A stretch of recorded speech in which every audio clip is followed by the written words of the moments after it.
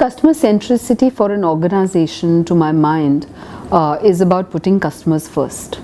And I think the behaviors that organizations display for customer centricity are, do they think of the customer first before making process decision changes? Do they think of the customer first when they are doing the business plan for the next year? Are they equipped to measure, and are they conscious enough to see how their customer is changing over a period of time? What are the societal changes that are impacting the customer, which is making their products or brands relevant or irrelevant to the customer?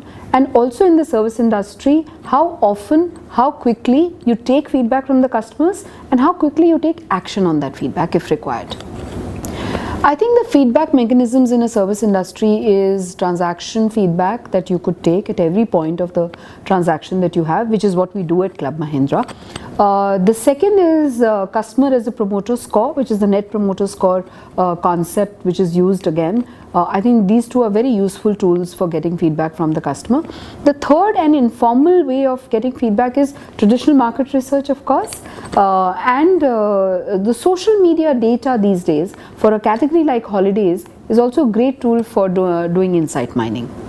I think it's a combination of getting feedback from the customers and also deciding what are our business imperatives. There are two examples that I will give you. I think Club Mahindra's foray into social media and how we are using social media as a mechanism for listening into them, and almost like a customer service listening post, is an example of how we've changed and listen to the customer, because we realize that our customer is on social media, and about holidays they like to talk on social media. So that's one example of what we are doing in the digital space. Another example is something that we've made a change recently, and we are piloting this at two of our resorts, of changing the way we do room service, for example.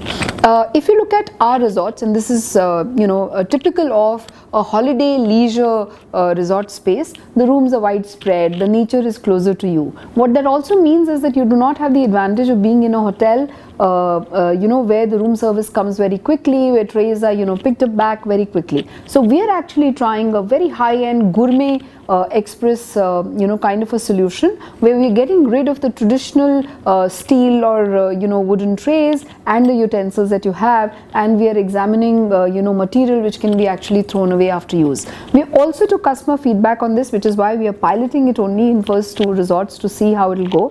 The other interesting thing that we've done with these is that we are recognizing that Indians are now looking at the snacking habit that Indians have, the mini meals that they want. So the kind of food that we are serving with this gourmet express is of that nature.